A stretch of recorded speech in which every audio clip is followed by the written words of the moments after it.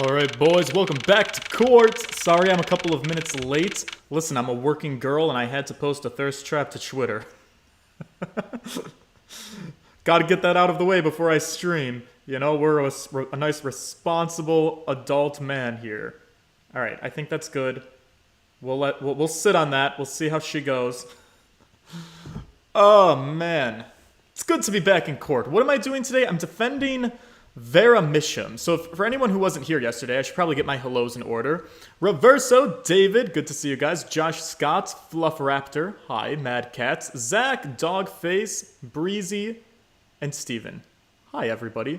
Happy to have you all here.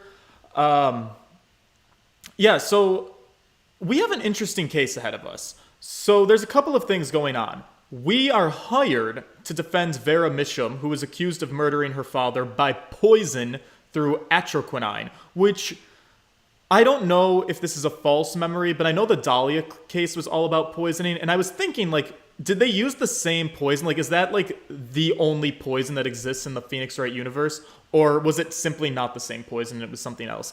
I guess it doesn't matter one way or the other. It would just kind of be like a cool little reference, I guess. My camera is also not very even. I suppose the more I try to mess with it, the worse I'm gonna make it. So we'll just leave her be. But the painter, the man who was the victim, he was low-key stalking us, and he painted all of our previous cases, or he sketched them underneath his paintings. So he's a criminal and a stalker, and other than that, we don't know much else about him.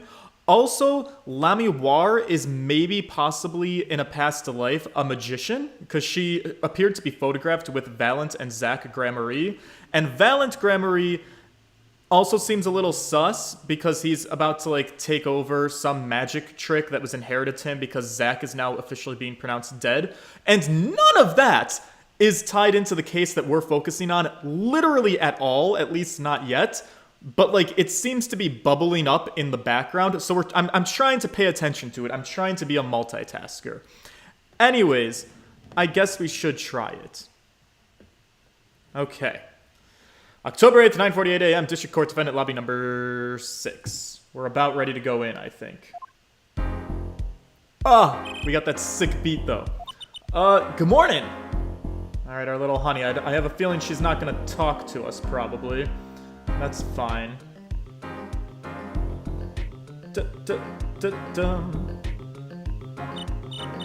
Alright. I'm focused like a laser. So, you're Vera, right? I'm Trucy. Trucy Wright. That's right with a W. But not right as in, like, right. In fact, usually us Wrights tend to be wrong quite a lot. Jacob Welsh, it wasn't the same poison, but atroquinine was mentioned in the last case as one of the names or verses of Clavier's songs, I think. Oh, nice. Also still waiting on the 411 science fact donation. Yeah, I actually got a little bit locked out of Streamlabs a little bit. I need to get back in there. Also, boys, I'm so sorry. You know what I forgot to do that I always forget to do? I forgot to turn on my AC. Let me go do that really quick.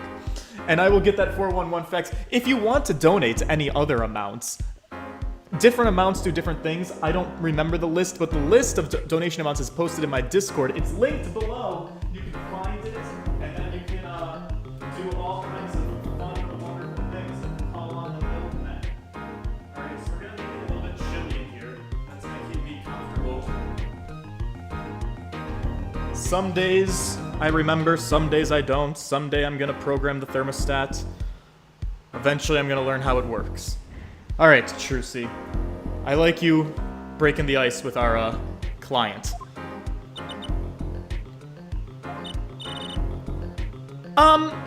You do know we're on your side, right?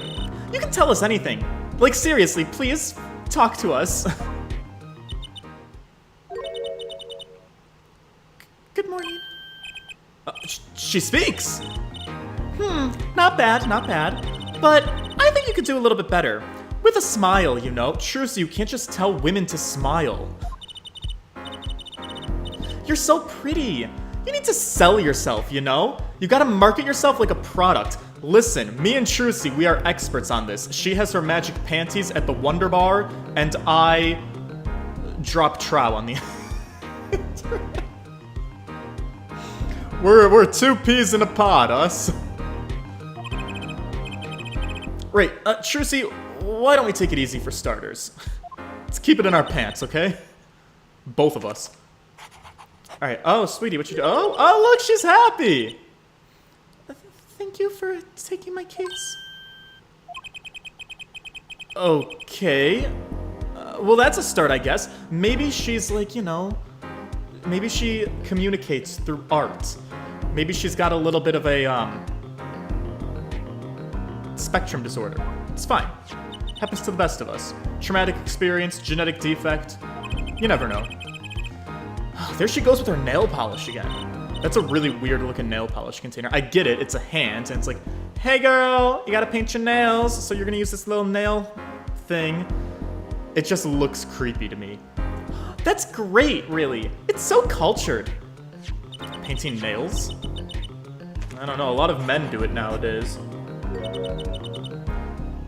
Want to try? Really? Yes. Girls, ladies, we gotta focus. Alright, the victim, Drew Misham, was a forger.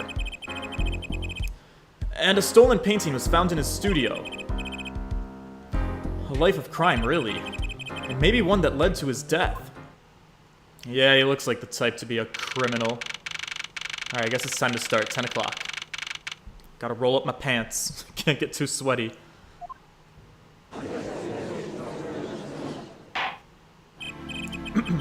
Well, we will now, oh my god, Jesus Christ. Begin the, my goodness. The trial of Vera Misham. Is the judge okay? His voice is all raspy, and he's looking around all nervous like. Oh my goodness, oh my goodness. I gave myself the hiccups. God damn it, Judge, what are you doing to me?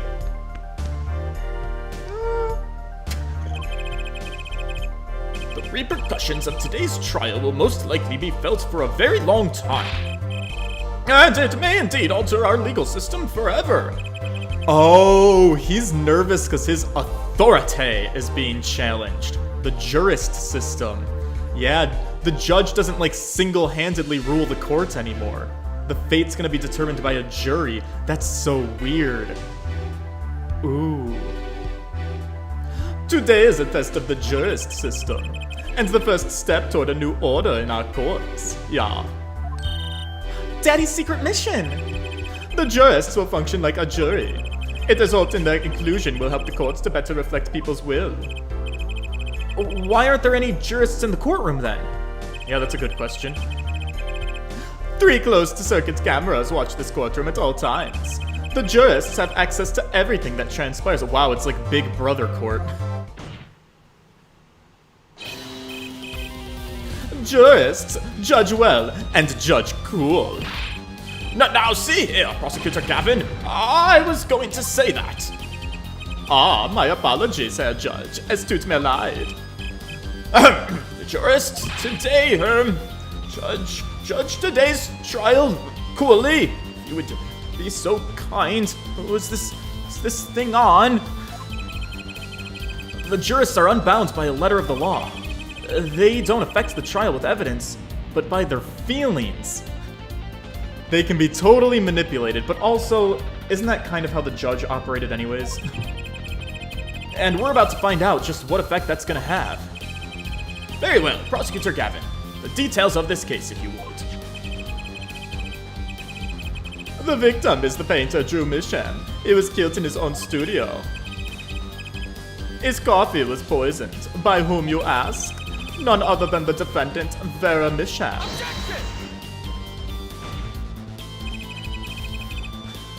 It's always very jarring hearing German being spoken here. I know. Listen, foreign languages aren't my specialty. Be thankful it's not French. I objectively think French accents go worse than German for me. There wasn't any poison in the coffee. Achtung, baby! Someone has been doing their homework, yeah. Indeed, poison was not present in the coffee, but on the mug itself. Ah, the mug! A residue was found on the rim, I see. Oh, you want to know something about rimming? Meet me after court. The autopsy report describes the manner of our victim's death. Yes, the court accepts this as evidence. Alright, Misham's autopsy added to the court record. We should probably look at that. According to this report, the victim's death was caused by atroquinine poisoning. I would like to confirm that myself. Not that I don't trust your judgment. Death by atroquinine poisoning, estimated time of death, 9 to 9:30. 52 years old. And that's all the time, that's all the info we got. Okay. A chemical compound that does not occur naturally. Lethal dosage is a mere 0.002 milligrams. A touch of it in the body is the touch of the Reaper's scythe. Very well. Prosecutor Gavin, you may present your witness. I have for you today a simple man for a simple case. A man who witnessed the murder in its entirety. Oh God, the journalist. I'm not too fond of him. The witness will state his name and occupation. Oh God. Ah, right. Well, for starters, my name's Spark Brushel. My job is a lone observer of the world. In other words, you're a freelance journalist, right? Ahem! If you don't mind, I'd like to state something here for the record. Yes, Mr. Brushel? I dislike conclusions, specifically the jumping to aspect of conclusions. Preconceptions make Park's sandbox of endless desert waste. End quote. What? Park's sandbox of endless desert waste? What? But you're a journalist. You said so yourself. Yesterday. Well, that's true, yes. But you gotta understand, I stand before you today as a man with a dream. I'm offering you my testimony in exchange for exclusive rights to the story. Scope turns Mr. Brushel into that Mr. Brushel. End quote. God damn it, he's gonna be someone to talk to. Well, let's hear your testimony then, shall we? A simple case, eh, Gavin? For me, the jury is still out on this one. Witness testimony, the journalist's story. I visited the studio around 9 o'clock that night to do the interview. The first outsider to enter the atelier journalistic history made. End quote. His daughter brought us coffee right after we started. And you know what happened next? Star falls. End quote. No one else entered the room besides her the whole time. Great. Yes, that does sound like a simple case. Well, unless you were the one who poisoned him. Thank you, Your Honor. That's what I intend to prove. What are you saying, Judge? Ahem. Need I remind you the cameras are rolling today? I felt the need to be a bit dramatic. You didn't do it, did you? Me do a thing like that? Come on! Newsmaker making the news, end quote. Or even contemporary witch hunt, end quote. I know, wild accusations rock courtroom, end quote. Rock indeed. Prosecutor Gavin sure looks like he's having a lot of fun. Right, I'm so happy for him. So happy. Very well, Mr. Justice. Your cross-examination, if you please. Okie doke. Alright, let's talk to this guy as little as possible. Respectfully. Alright, not every witness can be a winner. And I hate to, like, bring it down to looks, but you just give me a bad vibe. Visit the studio 9 o'clock that night to do the... Well, I guess we gotta press everything. 9 at night? Isn't that a little late for an interview? If the great painter Drew Misham says come at 9, believe you me, I go at 9. The first, and as it turned out, last interview with such a prolific painter. Right. Could you, tell us what it was like when you arrived? The first outsider to enter the atelier... What? God damn it. Talk to me, babes. You were the first reporter ever in Drew's studio. That's what you're telling me. Posterity will look back on that tonight as a turning point in journalistic history. A basically insignificant step for all mankind, but a giant step for that Brushel guy. End quote. Sounds a little bit plagiarized to me. If no one on the outside ever had access to the studio, then it would serve to reason that the deed was done by an insider. By which he means Vera. So, how did this epic-making interview go? His daughter bought us coffee right after we started. Would you mind being a little bit more specific, please? Oh, oui, let me tell you, I enjoy a cuppa. In fact, it all began when I was in 3rd grade. No, wait, 4th grade. No, sir, I don't need the background on your coffee drinking habits. I believe I know what our forehead was driving at. The coffee the victim was served. Did anyone other than the defendant touch it? Right, that's what I was gonna say, really. Well, now, if you've got a question to ask, you'd best straight ask it. That's what I tell all the new recruits, several times if necessary. Right for a grade schooler. That's my motto. Which isn't to say I can only read at a grade school level. But look, sir... Who touched the coffee? Don't know. I was in the back, looking at the studio's equipment when she served it. Great.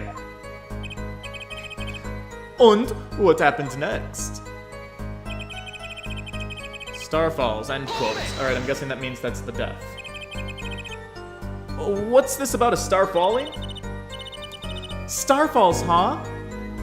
It's kind of like an old telegram, I think. Send money over. Zowie! You don't know. That's a journalism code word. An important personage passes away like a star falls. You get it? Star, a celebrity. They have fallen. Like Britney Spears when she shaved her head. But there's no gravity in space, is there? I don't think stars could fall, actually. I'm getting a headache already. I need alcohol. Oh boy, this is good stuff, How about star breaks? Nah, lacks punch. I know, star dies. Nah, lacks imagination. Of course, you could go with Drew dies. Straight to the point. I like it. Right, I feel like we need to hear about something a little bit more substantial. How about the moment of death? About when Mr. Mission passed away. Oh boy, what a scene that was! He put his coffee mug down with a crash, right? Yes, and then? Well, then the cold finger of death touches his spine, a life's flame sputters and falls. So cold was the touch that he could do naught but tremble uncontrollably. Actually, life's flame is a little tired. Life's river froze over. Yes, that one's a go. I think he's starting his article already. Could you describe it to me a little bit more simply? Well, as you can imagine, I was pretty surprised. He hit the floor, as they say. Artist's seizure is final performance. End quote. Atroquinine paralyzes the central nervous system, yeah? The body arches back like a bow. The limbs tremble and say, oh, that's quite enough of that. Some of us want to be able to sleep tonight. Oh, yeah. Well, I want details. Lots of juicy details. For that, you can listen to our last year's hit single, Atroquinine My Love, by the Gaviniers, available at all major music outlets. Right, the point here is that the victim died of atroquinine poisoning. Well, Mr. Justice, how did you find that testimony? I guess it was important. Well, as an account of the moment of the victim's death, I'd have to say it's important. Please, add it to the testimony. Very well then, the court requests the witness add to this account to his testimony. Those spasms, that was definitely death by poison. Alright, is there a way we can contradict that, maybe? Spasms, death by poison. Frame measuring 2 inches, bears traces of deadly poison atroquinine. Estimated death in 1930. Cause of death was atroquinine poisoning. Something about spasms. It's suspicious, and we added it to the testimony, so... Traces show the slow acting... See, this is the part that I caught wind of. They say that the poison is acting slowly. So, like, if he... The implication here is that he wouldn't have died as soon as he drank out of the coffee mug. I don't know if I'm jumping the gun, because I don't know if it lines up perfectly here, but I'm 100% confident that we're going to be building to that contradiction, that the poison acts slower than this guy's implying. I just don't know if we're there yet. Let's throw it. Objection! We're not there yet. Fuck. Alright, I'm jumping the gun. It's fine. It's fine. Don't worry. Pay no attention to me. Spasms.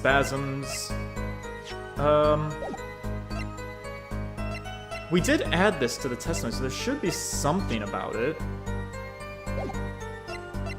I wish we had evidence that was like, here's a profile of how atroquinine works. There is card. Well, let's press this.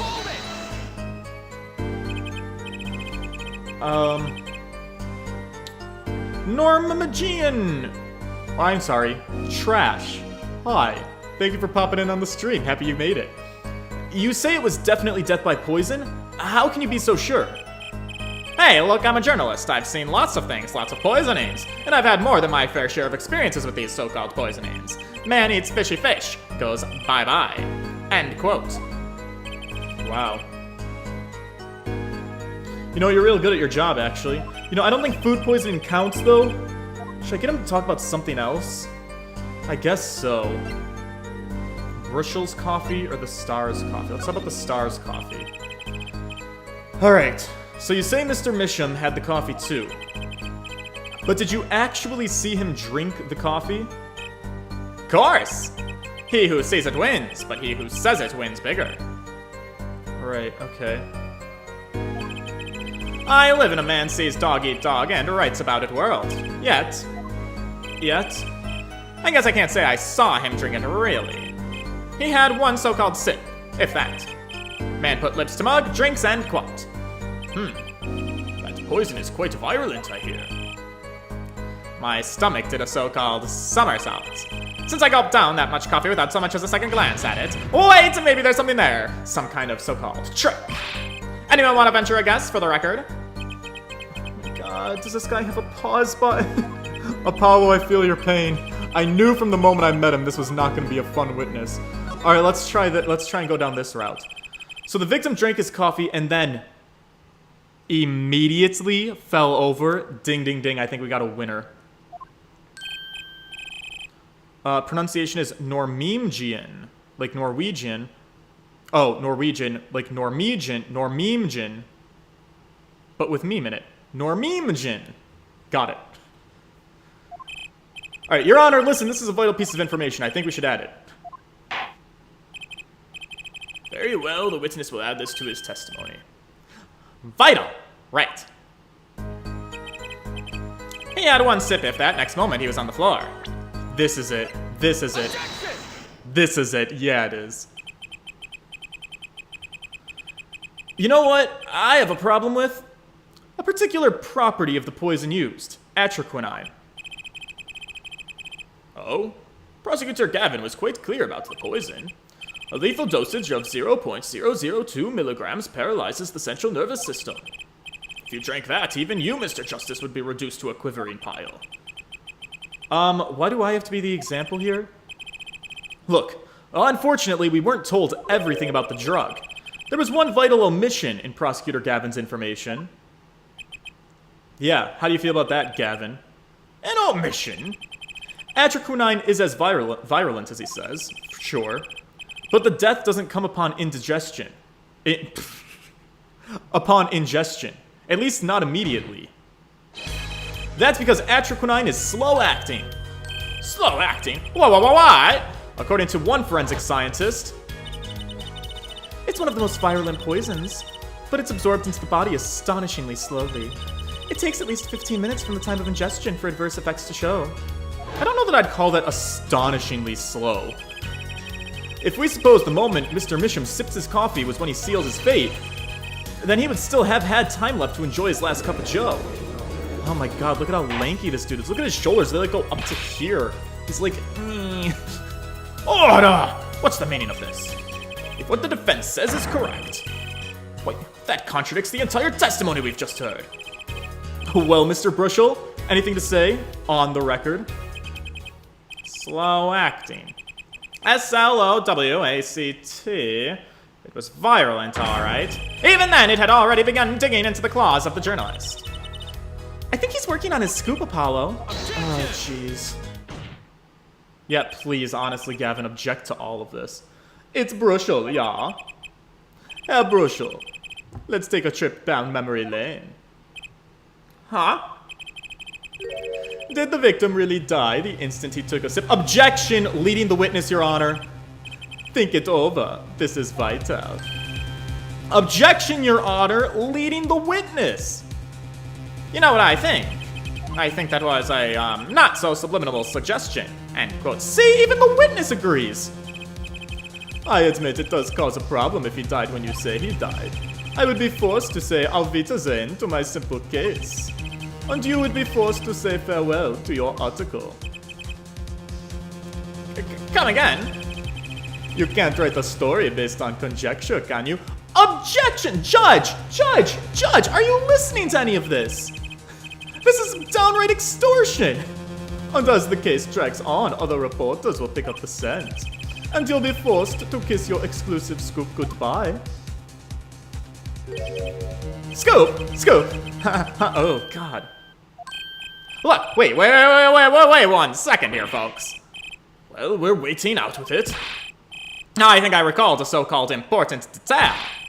A revival of recollection, end quote, a story's survival, end quote. Attorney utterly upset, end quote. Actually, I did notice something when I visited the studio. I heard of poison that takes its sweet time, you see. But not what I've been saying for the last few minutes, apparently. Mr. Bruschel, are you saying you noticed something that explains what happened? Oh, you bet I am. The antidote for a poison contradiction, end quote, you might say. Or, I still have no idea what you're talking about, end quote, I might say. I figured it out, but only after an in-depth interview. You see, thanks to my journalism skills, I know who poisoned that coffee. Right, I think we've already established that. Order! You think it was Vera. As far as I can tell, the witness is standing by his testimony. That Mr. Misham died in the instant he drank. Of course I'm standing by my testimony, and my dream of exclusive rights to this story. Ugh! I suppose it was too much to hope for. What was? Of course he wouldn't choose a simple case. Not him. Him? Phoenix Wright. Who else? Daddy Nick! Wait, what? Achtung, Herr Bruschel. Report for us, if you would. What is it you noticed? This court is a critical trial of the jurist system. I'm afraid there is no room for doubt to be permissible. You will testify to the court about what you noticed. Okie doke. When I arrived at the studio, Mr. Misham was at his desk. He seemed to be writing a letter, but he quickly sealed the envelope. I thought nothing of it at the time, of course. Now that I think about it, though, what if he was writing a suicide note? If it gets my client off the hook. A suicide note? Yeah, you see, he had this look on his face. Man's face inscrutable as a quadratic equation, end quote. Suicide? Poor Mr. Misham. But that does mean Vera's innocent. So I guess that's a win. Would someone commit suicide in the middle of an interview, though? Oh. Very well, you may begin your cross-examination. Alright, let's try it. Dave Abler, hello, welcome to the chat. Alright, he was at his desk, okay. Was there anyone at the studio other than Mr. Misham? Well, his daughter, Vera, of course. Was anyone besides Mr. Misham and Vera present? Not a single one, not a cat, not a rat, not even a mouse. The only person who didn't belong to that studio there was you, wasn't it, Mr. Bruschel? I know what you're doing, I know your game. Attorney uses classic Ramsden phenomenon ploy, end quote. If you intend to suggest the reporter is a suspect, I'm sure you also intend to present evidence supporting that assertion, correct? In the meantime, let's move along, shall we? He seemed to be writing a letter, but he quickly sealed the envelope. So, he put the letter away when he saw you? Early reporter gets the worm, end quote. That's my secret. I'm not sure I follow. It's the night of the interview. I arrive 15 minutes ahead of schedule. The handle turns, the door opens, and I barge in. Are you sure that's okay to do? I mean, isn't that kind of unlawful entry, really? And also, if you're in the United States of America and you just walk into somebody's home, you might get shot. Mr. Misham sure seemed to think so. You should have seen him. He crammed his letter into that yellow envelope so fast as he could. I know a secret when I spot one, and that was one. It does seem significant. Well, Mr. Justice, I wonder, it does have the ring of something important. Let's add it to the testimony. The defense finds this testimony vital, Your Honor. Very well. Please add it to the testimony, then. Hey, why not? My account comes free of charge. It was a yellow envelope. I heard it was left at the crime scene. Well, that's simply not correct, because it was red. Alright, thank God, that was an easy one. Alright, look, as it just so happens, there was a single letter in a desk drawer at the scene. In a red envelope, though. What? Whoa, oh my God. Hello, Kinkster. Prosecutor Gavin. Yeah. Was a yellow envelope found at the scene of the crime? Unfortunately, 9. But her forehead. It's easy to mistake the color of an envelope, yeah. I guess, but not this envelope. Look, it was postmarked already 7 years ago.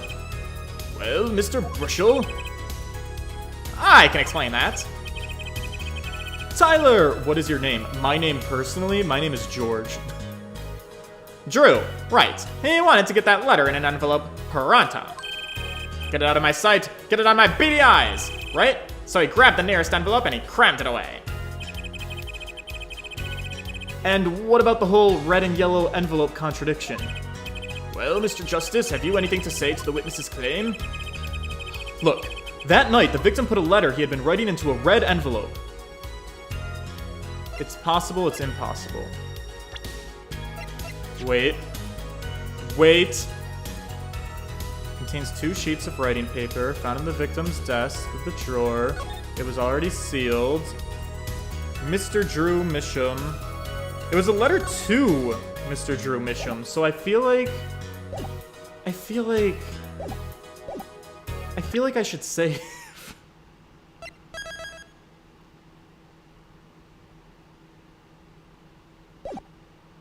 And then I feel like the answer is gonna be it's impossible because he was given a letter.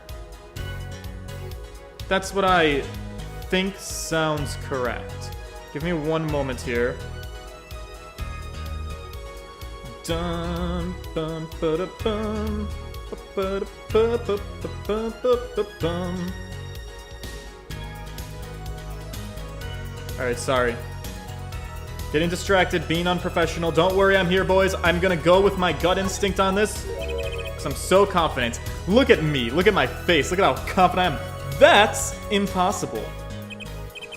Ah, I like your expression. So full of confidence, yeah. Ew, it's simple, really. As it just so happens, the defense team investigated the contents of this envelope. We illegally opened people's mail. With, the assistance of a forensic scientist, that is. Was. Note that this letter is addressed to Drew Misham. Oh. Why would he address a letter to himself? Let alone send a suicide note to himself. Ah, I've been scooped! Oh, I bet you have. Oh god, do you have scoliosis? I feel like we need to send this man to a doctor. Mr. Brushel, can you explain to this court? Oh, how could I have forgotten? I suppose this happens to the best of us. Reporters get old, forgets lots, and quote. I'm still waiting for an explanation, Mr. Brushel. Well, you see, that's the thing. See, after he put this letter in the envelope, Mr. Misham sat there searching his desk drawer for something. His desk drawer? Yeah, a stamp. A so-called postage stamp. End quote. A stamp? Whatever for? Well, to mail his letter. What else? And then, why, yes, I think I saw him put this letter in the box. Yes, it was indeed a yellow envelope, and he put it in the box. Oh, that's interesting. Well, apparently this yellow envelope is... Where is it? I missed what he said. Oh, how I wish it did. Just think, if that were a suicide note, what a story. Star writes suicide note in front of reporter. Falls. End quote. As I was saying, this has nothing to do with this case. However, that said... yes, Your Honor? It makes me wonder about the contents of that red envelope. Right. Deposited the 100 grand. Sign the papers and send in the enclosed envelope. Oh, that must have been the yellow envelope. Wait, let me read that again. So, confirm the transfer, sign the papers, send in the enclosed envelope. That might be the yellow envelope that this guy saw. With the enclosed stamp within 3 days. I need not remind you, so that's interesting.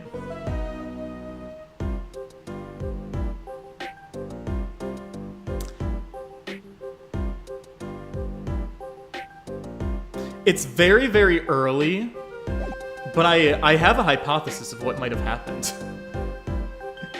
Am I just pulling another Jimmy Neutron big-brained move? Am I operating too fast? So he got a mysterious red envelope extorting him for money, and it's telling him to send something in the mail using the stamp that was enclosed. So a stamp was provided to him, and he sent this letter, presumably with the stamp in the yellow envelope, shortly before he died? Listen, I don't know. I'm not saying anything specific. I'm just saying I'm picking up on something suspicious here. Yes. $100,000 is quite a good deal of money. It is, yes. So this was from 7 years ago, y'all. So, am I finished? Here? Am I finished here? I was thinking of, going home to start writing.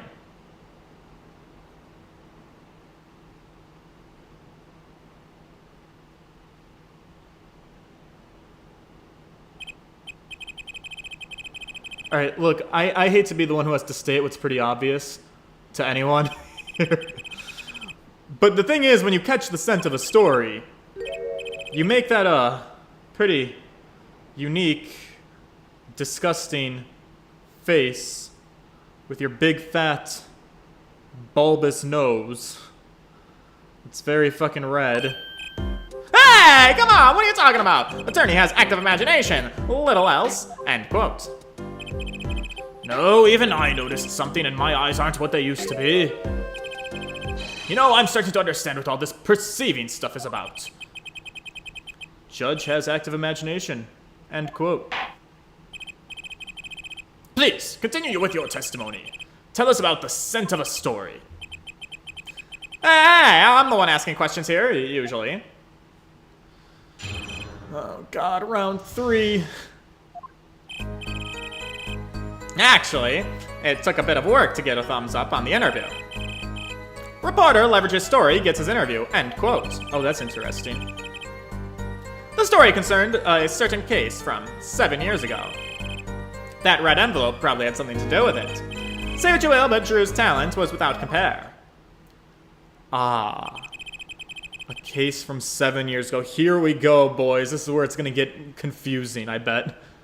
So, you threatened to go press with this story. You threatened to go to the press with this story, and that's how you got your interview. Blackmail. Well, yeah. No. It wasn't exactly black. I'm not black. I'm... Something wrong, Mr. Bruschel. Look. Oh, this is my story, my tidbit. Journalist's info is livelihood. End quote. I see.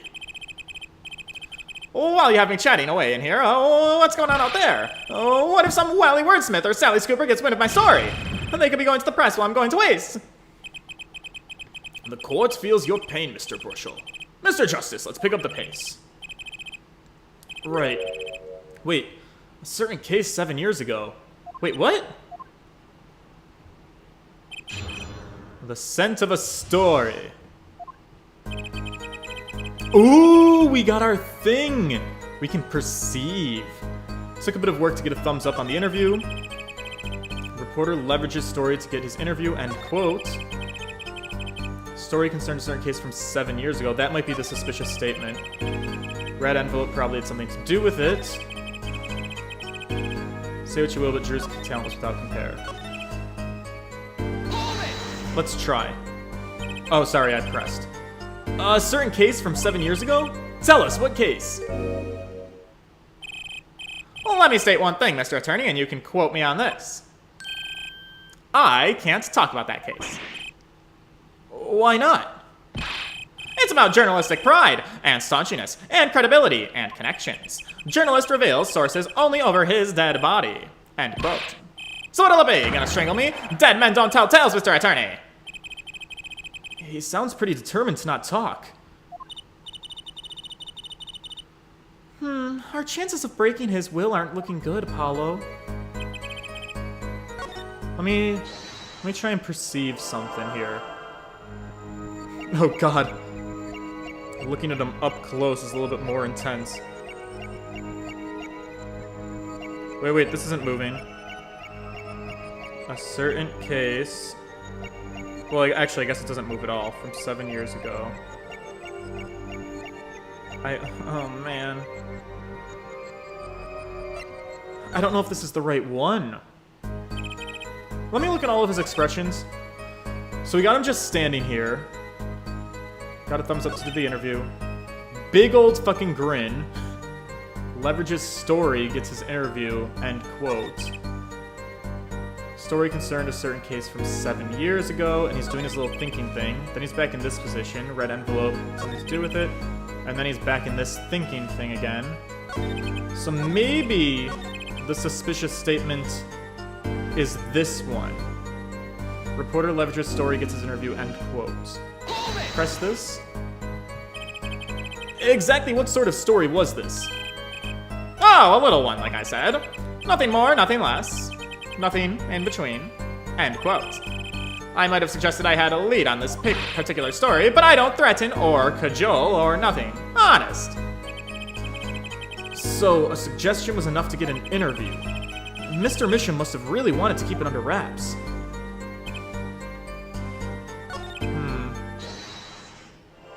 Let's look at his smile. Uh-huh. God. Jesus, look at those. Oh my god, look at the dead in his eyes. Leverages story, gets his interview. I don't know, I'm being drawn to the pocket. I don't really know what to look for, though. It's a bit of work. Leverages interview. Story concerned a certain case from 7 years ago. Red envelope probably had something to do with it.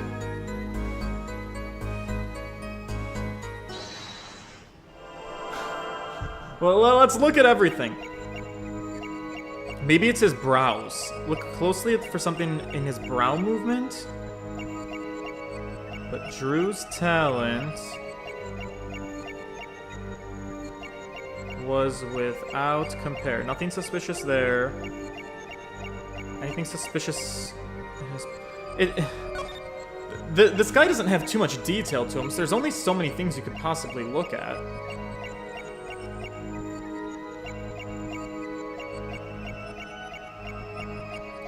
Drew's talent is without compare.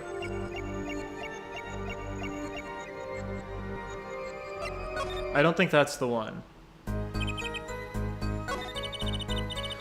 You know, that testimony left a bad taste in my mouth. It all makes sense. Nothing really jumps out as ridiculous. I wonder what this story he's talking about is. It must have been good to get an interview with a famous recluse like that. Something powerful enough to drag Drew Misham out of hiding. I wonder, maybe it had something to do with Mr. Misham's art. Yeah, for sure it did. He clearly knew about his secret. It's a bit of work.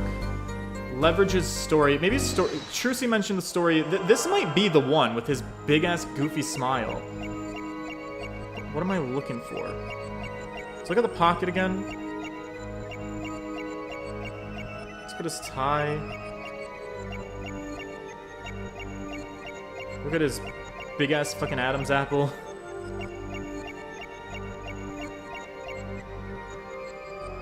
Here again. I don't know, look at everything very carefully. Nothing out of the ordinary there. Maybe we gotta look at his pen? Here again, just pay close attention to everything. The story might be the suspicious part. I also could be going down the completely wrong path here. It's a tough cookie to break, I'll give him that much.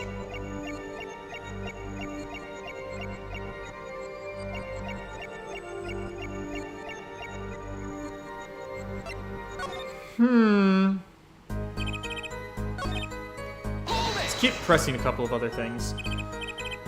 The victim, Drew Misham, had an aversion to reporters. Boy, I guess not even my considerable charms did much for him. Until I finally got my thumbs up, that is. Maybe you can elaborate on that a bit for us. Alright, we already pressed this. We already pressed that. Envelope probably had something to do with it. Let's press that. On the one hand, we have your story, and on the other hand, we have this letter. What makes you think that the two are related? Oh, I was just saying it's possible, is all. Call it a reporter's intuition, end quote. Please don't brush your eyes in front of me. Hey, I say a lot of things. You gonna pick all of them apart? Be my guest. That's literally my job. No, just the incredibly suspicious ones, actually. I see. Anything else to add about Mr. Misham? Talent without compare, let's press that. Just, how amazing was Mr. Misham's talent? Oh, wee, boy. I mean, hey, he's a star, man, a star.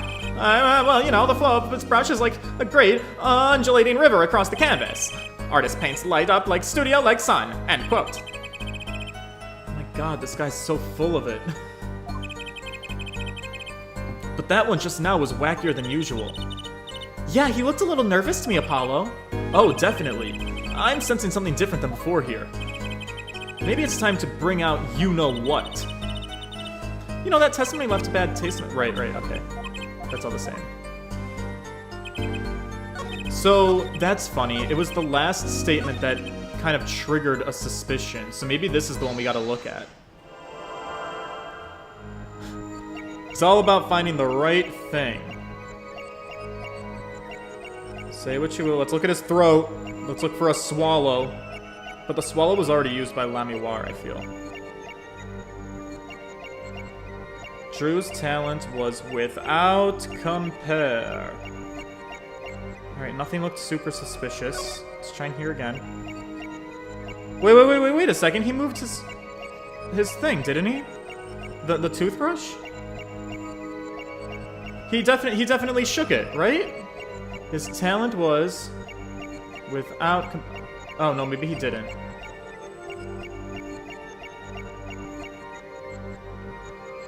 Oh, he only does it after he's done talking. Okay. Then never mind. Look over his whole body.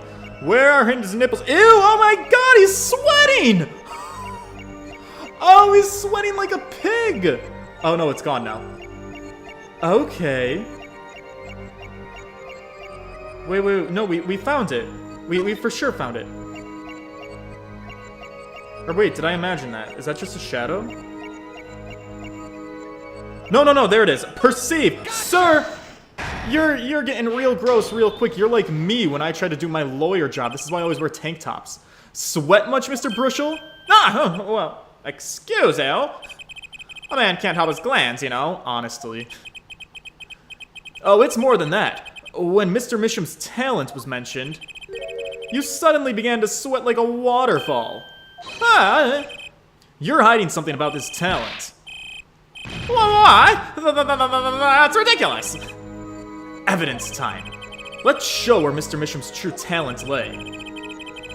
The thing is, I just so happen to have some evidence to show the talent mentioned in the letter. Where is my painting? Is this the right one? It is, okay. Just checking. I can't help but wonder what the court is supposed to conclude from this evidence. Wait, what do you mean? This is the wrong one? But it shows the God damn it, it was the stolen painting. Fuck off. You should have counted both. Alright, listen, I can explain it with both. Because this shows the sketch that he had but whatever. Yeah. He was copying the hidden painting. This painting was found in Mr. Misham's studio. There are two problems with this painting. The first is it wasn't painted by Mr. Misham. The second is that there was another painting in this studio, which looked exactly like this one. And then we have a letter discussing a payment of $100,000. You're gonna lip sync for your life, Brushel, which suggests a certain business operation. The business of making forgeries. Oing! Yeah, I just blew your scoop. What you gonna do about it? Oh god, wow, I love that we're freeze framed on this.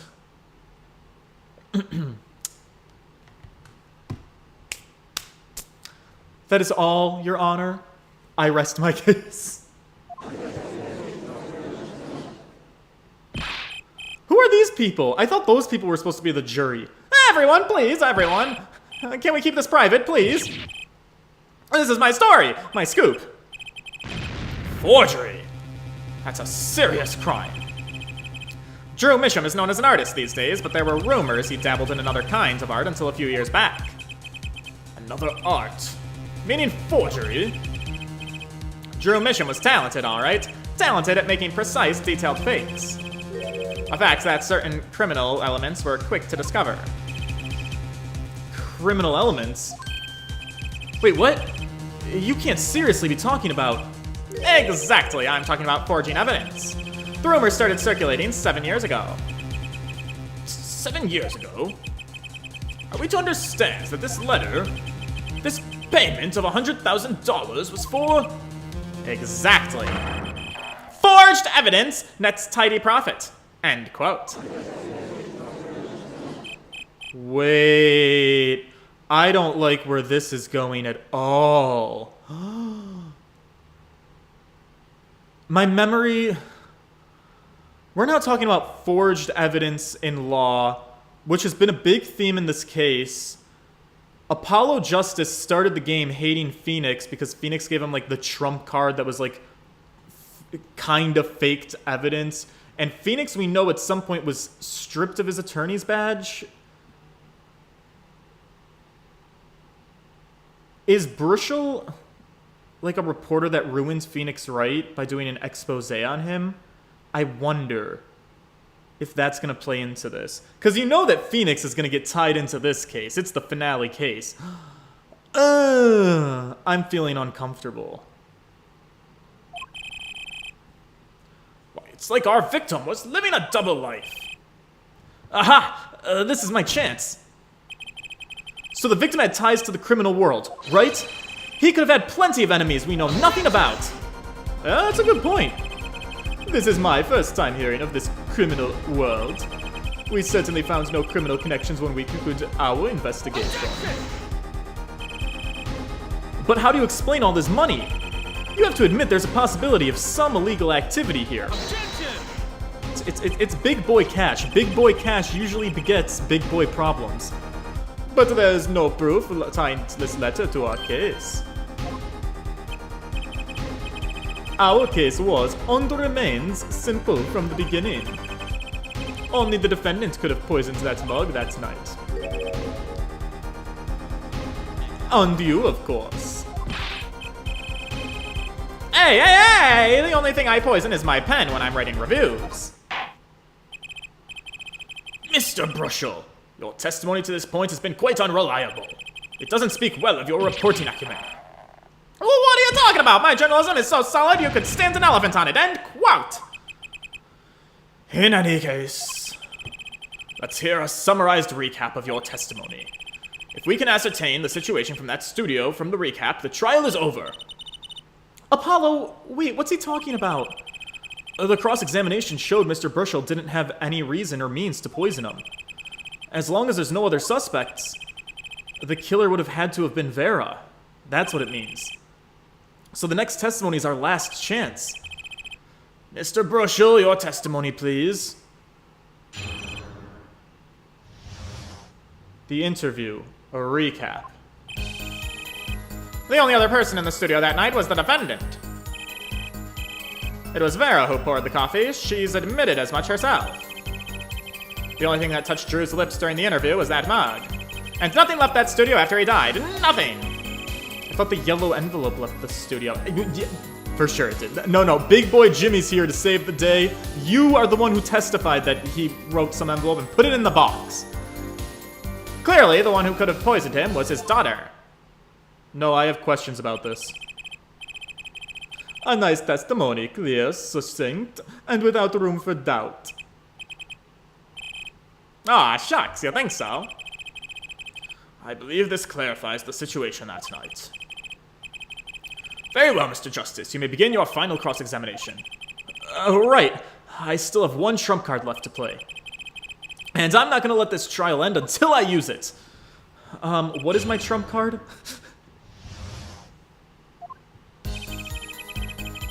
It's a good question. What is my trump card? The Gramarye envelope.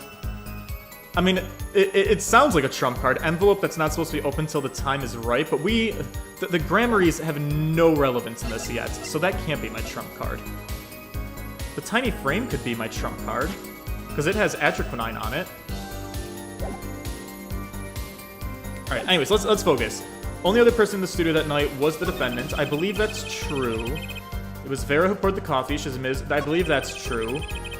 The only thing that touched Drew's lips during that interview was that mug. This might be the contradiction. Nothing left that studio. This might also be the contradiction. So one of these two statements are a little shaky. Let's press them and see what we can get out of them. You're sure about that? Well, to be really, really precise, I was busy gobbling mint candies the whole time. One of those candies might have been poisoned. Yet at the time of the autopsy, no fresh fragrance of mint filled the room, and no mint residue was found. It was a long shot anyway. And don't tell me you're still trying to prove this. You think the victim ate, drank, or otherwise ingested something other than coffee? Well, Mr. Justice, if you have some proof... Well, the possibility's there. I feel it. Just maybe not prove it. Not yet. And possibility isn't gonna cut it, not now. Mr. Misham ingested that poison via a route other than coffee. And I might be able to prove it. I mean, I have a theory. But I don't know that I can prove it.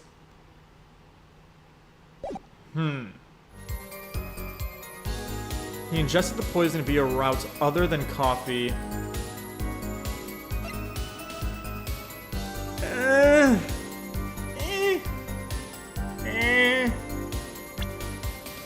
I mean, we got this. Bears traces of deadly poison atroquinine. It's suspicious. And it is my trump card. Let me no, oops, wrong button.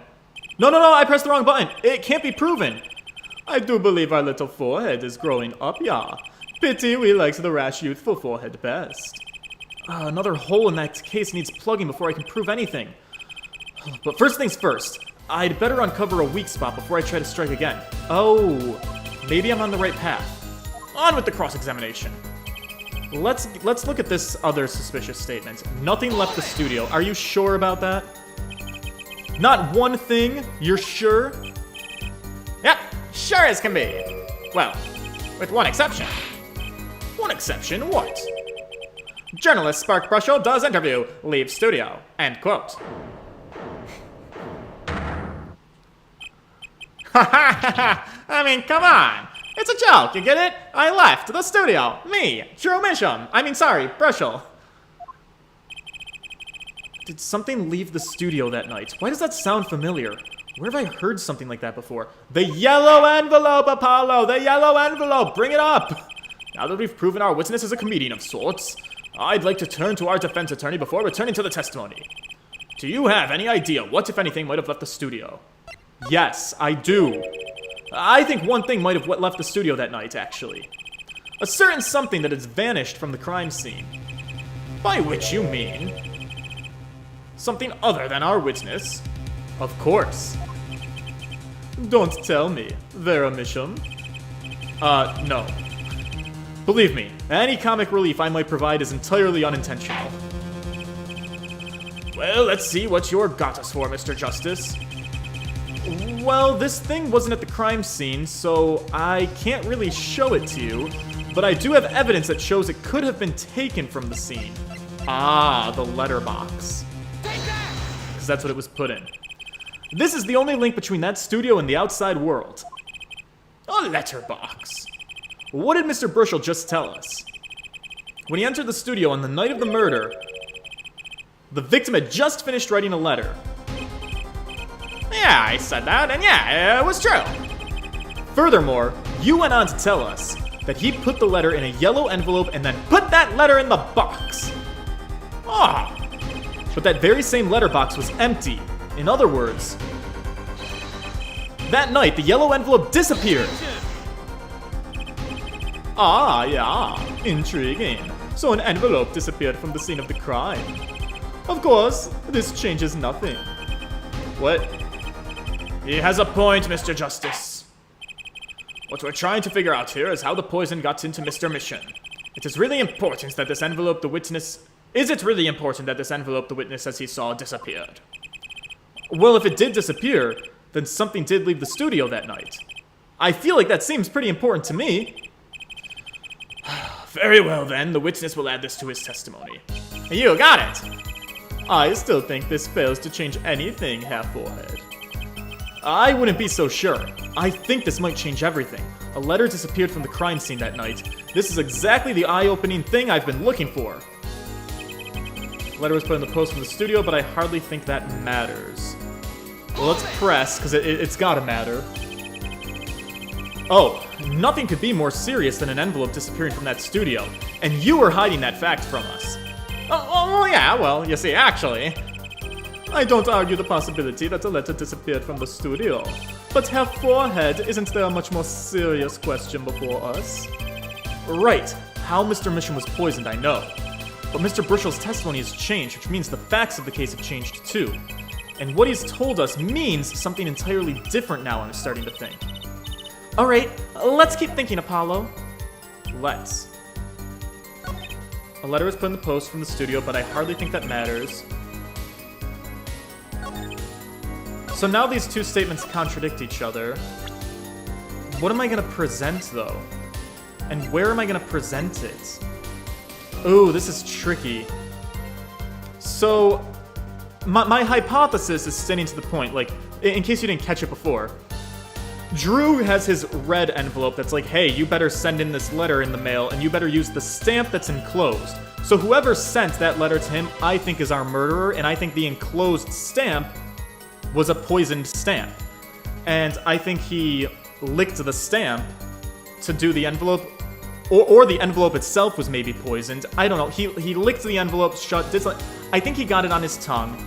I think he sent the letter out, and that was the murder weapon, and then he died, and then it was taken away from the scene. This is what my suspicion leads me to. So then how do I present that? The only thing that touched Drew's lips during the interview was that mug. So maybe now is the point where we can prove that something else touched his lips. Let me try and build my case here. No fragrance of mint filled the room. Right. We're going back to this. Well, do you have some proof? Possibilities there. I can feel it. He ingested poison via routes other than the coffee. I can prove it. Oh, well, I can try. Oh, this might have been a mistake. You do understand what we need, yeah?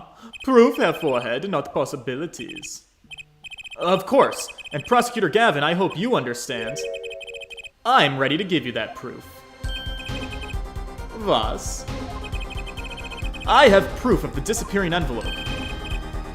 I saw him writing a letter, I did.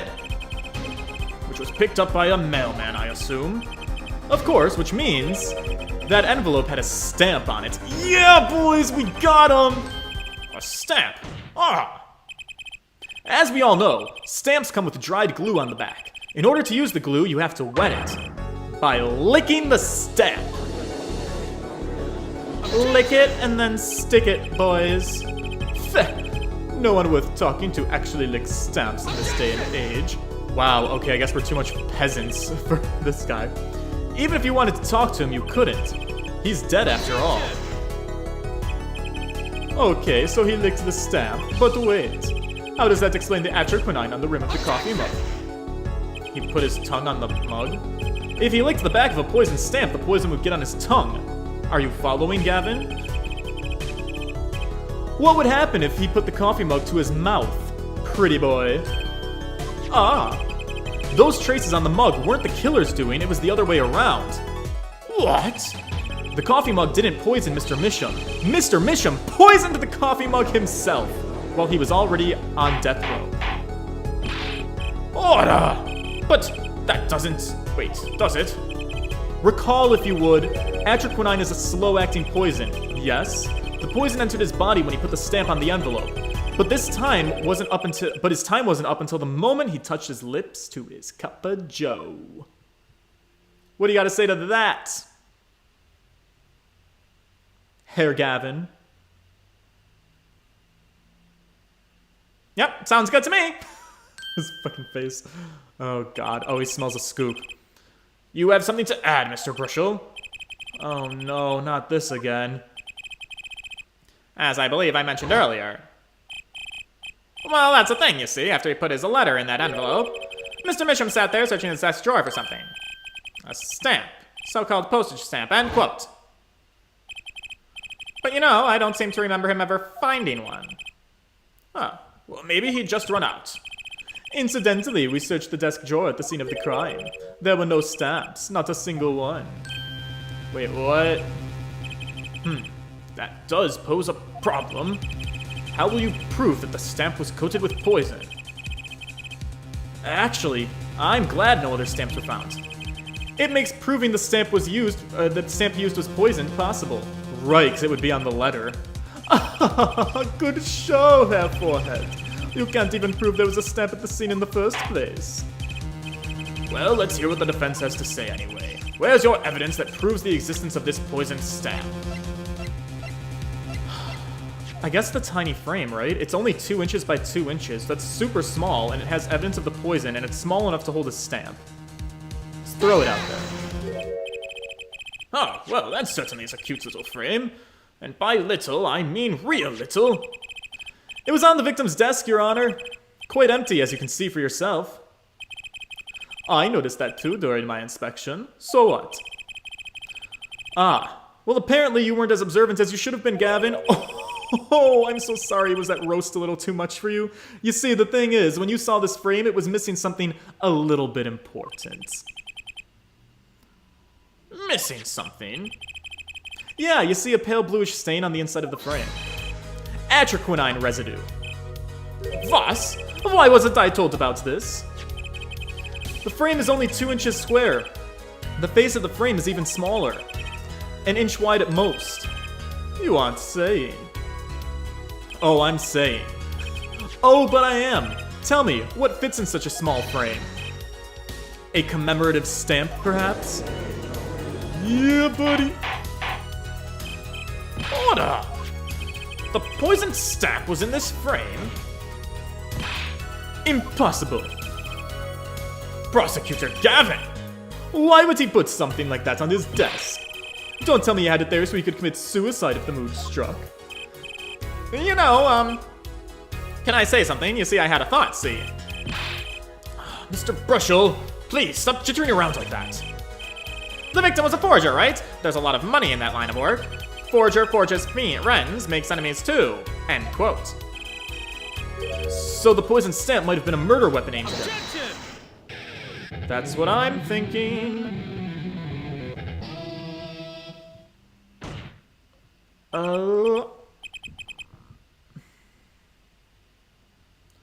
Oh, rich. That's rich. Leave the ridiculous flights of fancy to the Gavanier's song lyrics, please. God, finally something we agree on. The stamp was a murder weapon? Nonsense. Murder is a simple business. Who would go to such lengths? No one. Oh, I disagree. Come again. Recall, if you would, the victim's reclusive lifestyle. Drew Misham hid from the world. He avoided meetings. His only contact with the outside world was the mail. The mail? The mail! Now, if you wanted to kill someone you couldn't meet, but you knew that he read letters, a stamp would be the perfect weapon. Ridiculous! Where's your proof? I want proof. Show us evidence that this poisoned stamp was sent in as a murder weapon. Oh god, thank god you asked, because I've been sitting on this just waiting to throw it out here. Things are finally starting to come together. What is it, Apollo? Your fists are all trembly. I think I know what happened. I don't believe it, but I can see it. I think I know how Mr. Misham was killed. I've been knowing. Well, fill us in, Mr. Justice. You see, a certain piece of evidence points to the truth, Your Honor. I can show you how someone with the intent to kill sent Mr. Misham the stamp of death. And it's in this red envelope, I think. Isn't this the envelope? The one from 7 years ago? Think about the text of the letter again. Right, There were 2 pages in the envelope. This is page 1. And this is page 2. I want to draw your attention to one phrase in particular. Send in the enclosed envelope with the enclosed stamp within 3 days. The enclosed stamp, Your Honor. Ah! In other words, if I have this straight, the stamp, poison, on the stamp, lick lick, gasp, end quote. Now, what if he had done exactly as the letter had asked?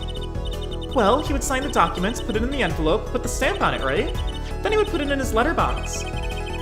15 minutes wouldn't have elapsed between affixing the stamp and mailing the letter.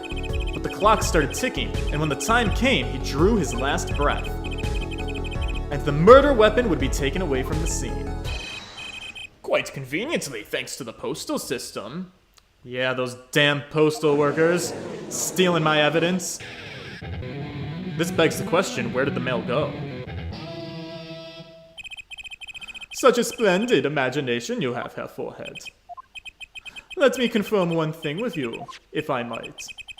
This poisoned stamp was inside this envelope from 7 years ago, yeah? Is that what you'd have us believe? Really? Well, it is a little bit strange and a little bit of a stretch, but there is a possibility. Yeah, a very small possibility. How small, I wonder? A poisoned stamp in this envelope, a stamp that then became the murder weapon. How do you intend to prove this seeming coincidence? Well... it was 7 years ago! We don't even know who sent the letter! And your answer is silence. I see. Very well, I move to...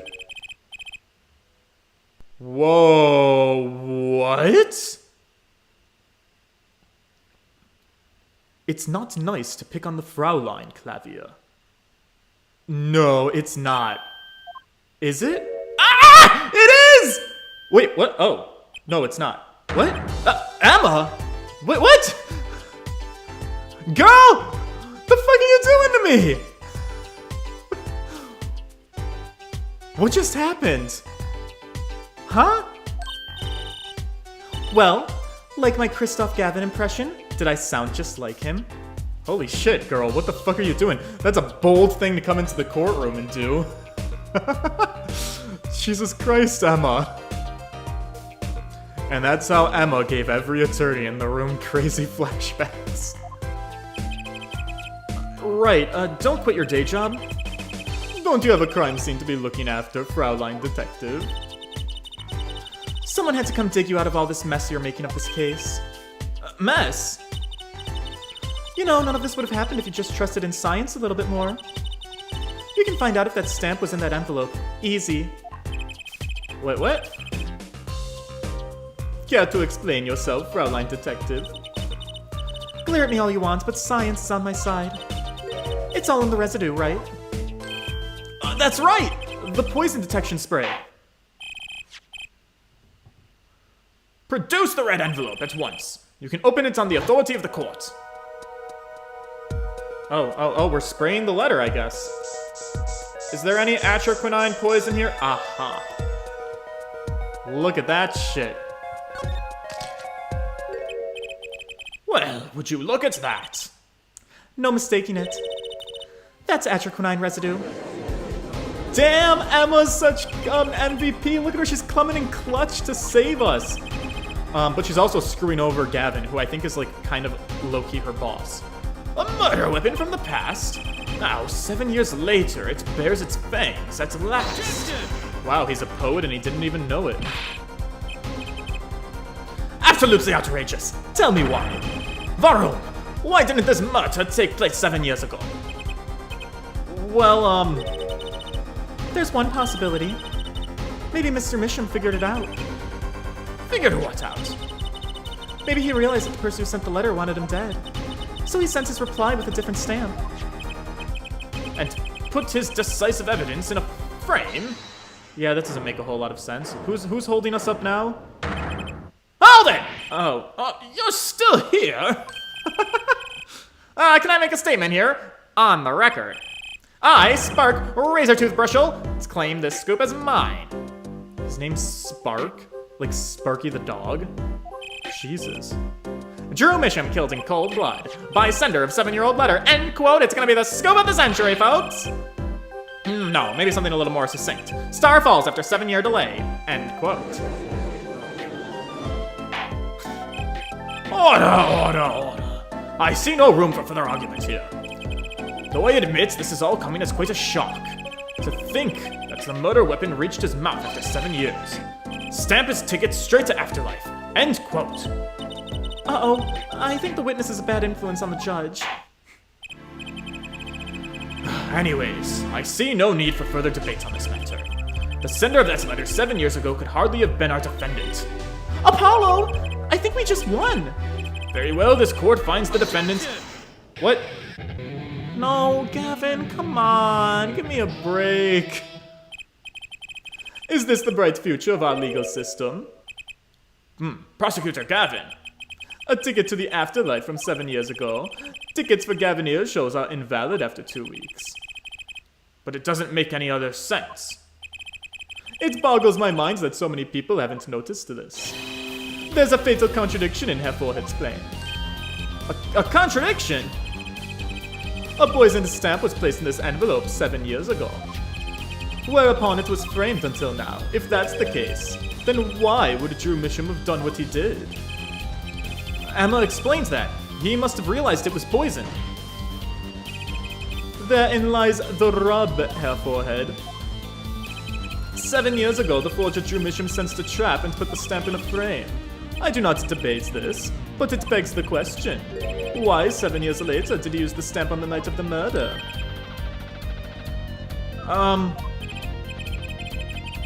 Surely you don't mean to suggest that Mr. Misham simply forgot? He puts the murder weapon in a frame on his desk for 7 years and forgot? Maybe. You expect us to believe he sprang the trap upon himself?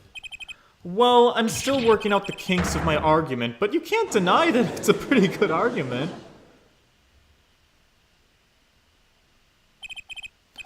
While I admit this is all quite shocking myself, it does seem highly unlikely that he would fall afoul of a trap that had been sitting on his desk for 7 years. Apollo, I don't think we're winning anymore.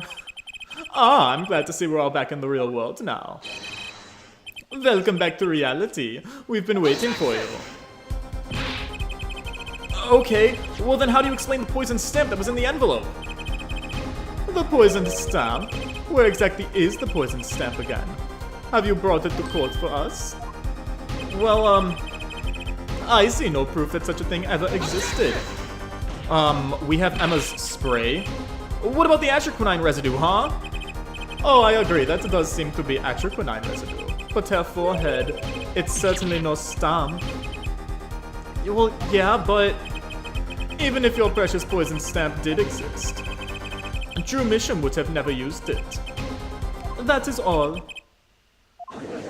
But that doesn't mean that Vera's guilty. I believe we've come to a conclusion. Again.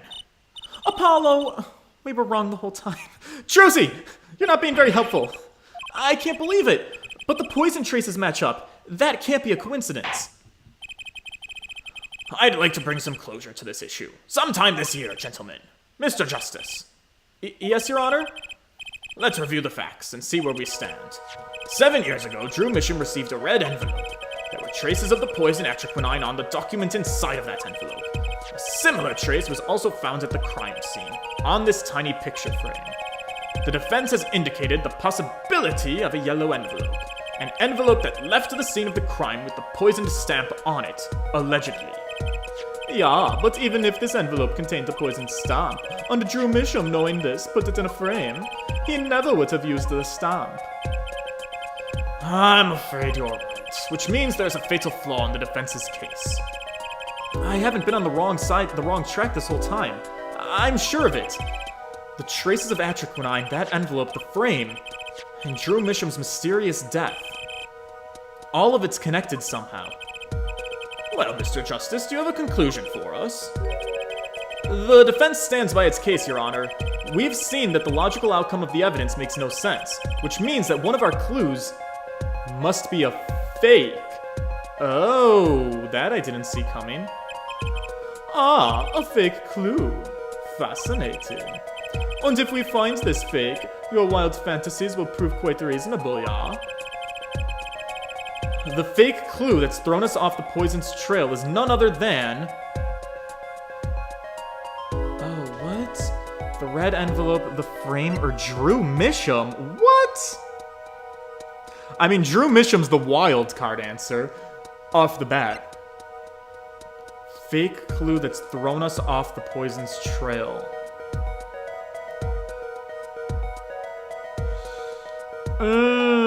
That's a tricky one. That's a very, very tricky one. Can I look at his profile really quick? Painter known for his illustrations, poisoned at Drew Studio.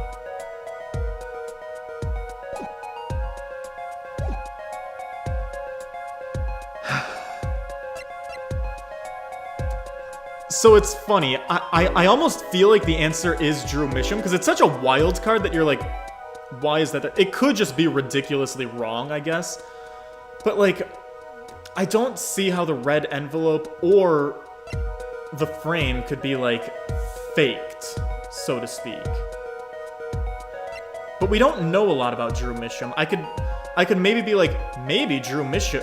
Is that even his real name? Was he maybe a fake person? And there's something sketchy about him. He was stalking us. But I have no idea how I can present to the court anything about him being fake. Other than just like doing a character assassination and being like, well, you know, he's a bit of a wild card. He's a criminal. Let's throw it out there. The victim was a fake clue? I'm afraid I don't understand. I'll explain. Thank you, Apollo. Take it away. You see, we have an envelope, a frame, and a mug, all linked by poison.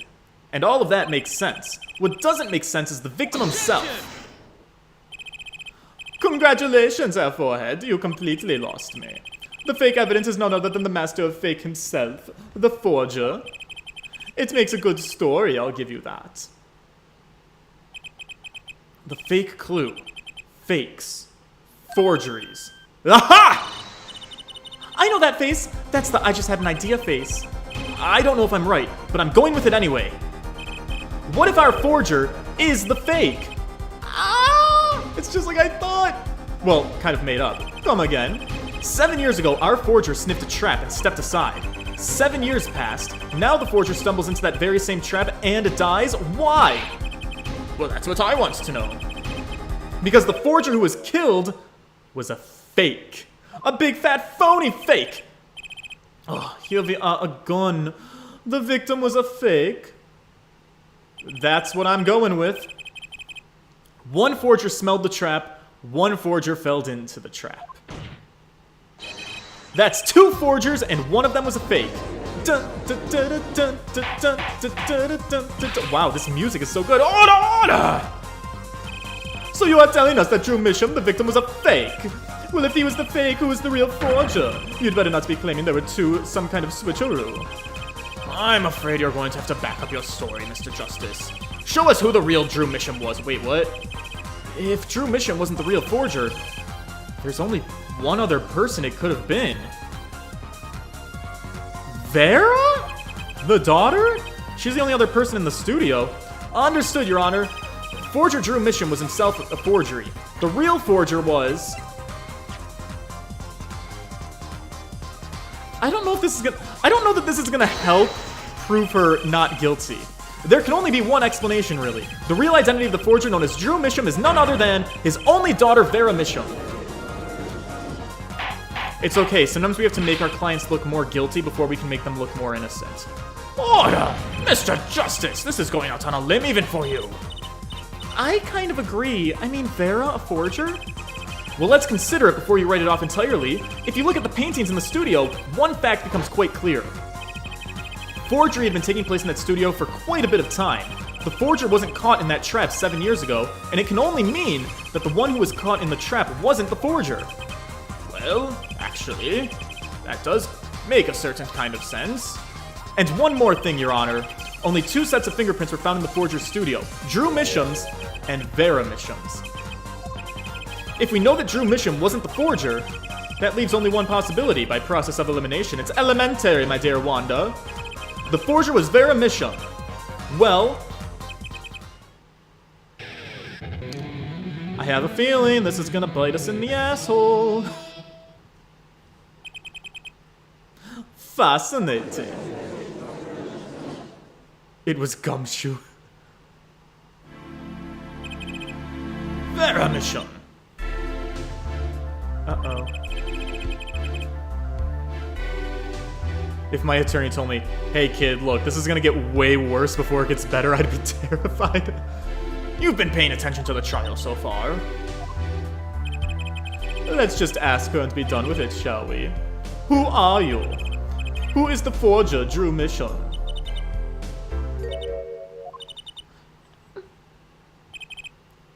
Was that an expression of emotion I saw on her face? She's staring holes into Prosecutor Gavin's face. I'm used to being stared at by Frauleins, believe me. Though they usually talk to me, too. Sprechen mit mir. Sprechen mit mir, darling. Were you the one who forged the works of art?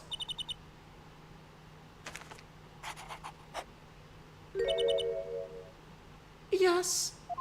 Ah, damn it. So, the forger Drew Misham was you.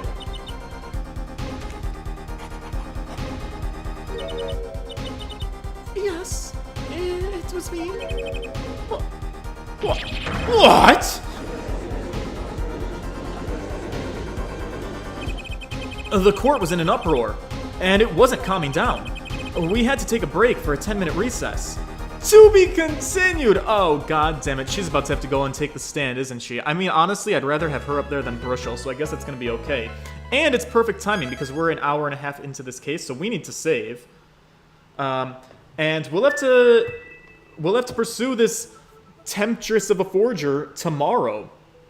I will be back tomorrow at 7 o'clock Eastern Time. I know the time that I stream. Anyways, if you guys are still here, if you could please leave a like on the stream before you roll out for the night. The engagement is super helpful. I hope you enjoy hanging out with me. I'm so curious to see where this case goes from here, because that still raises a lot of questions as to who killed her father and why she wouldn't have told her father about the stamp being poisoned. There's a lot that's confusing to me. We'll have to figure it out. I hope you guys will be here for it. Enjoy the rest of your evenings, and toodles, boys.